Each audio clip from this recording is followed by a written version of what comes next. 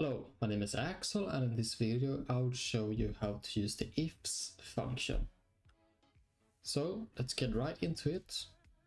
Alright, so here we have two exercises here where we will use the ifs function, and we can see here that it has several arguments. It has a logical test 1 and value if true. So it's similar with the regular if function, except you can have up to 127 conditionals. So I'll show you here. Here is the first exercise, and we want to return a grade for these exam points here. So we can see, for example, for grade A, we need to have at least 90 points or more. And for B, we need at least higher or equal to 75 points.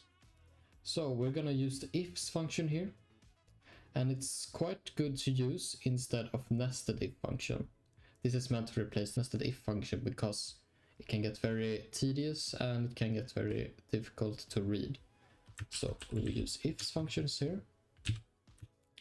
So if it's equal to 90, and you can reference cell as well. I'm just getting an example here. So then we want to return A. So equal to 75. Then we need to return B, and it's equal to 60. We want to return C, and if it's larger or equal to 50, we want to return D. It's above 40. We want to return E. You will notice that there's no value if false like the regular if function.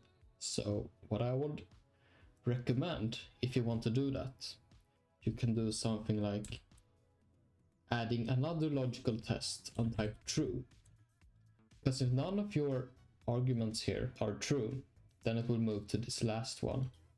So this kind of acts like a value if false.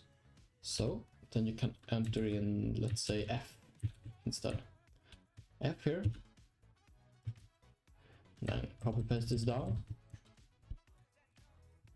And we can double check here. 99, A, B, okay, C, and it seems to be correct here. All right, so let's head to the next exercise here.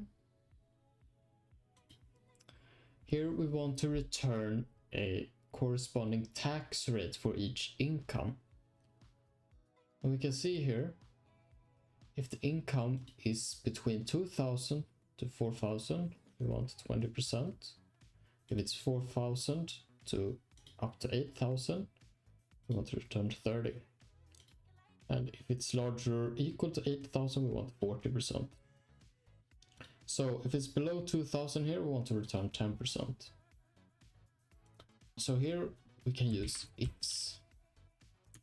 Here I want to check if this is higher or above. And we can reference a cell this time for value, but then remember it's important that you lock the cell when you're gonna copy paste down. So we lock this one. It's larger or higher than 8,000.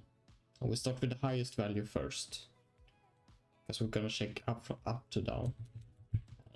And the tax rate 40%. And if this income is equal to higher 4,000, lock this one. We want to return 30%. And if it is larger, about 2,000, lock it. We want to return 20%. And here we can use the same strategy or same way we used our final logical test in the first exercise. So we can type true here and enter 10%. So we can copy paste this down. And we can double check here. Okay, below 2,000.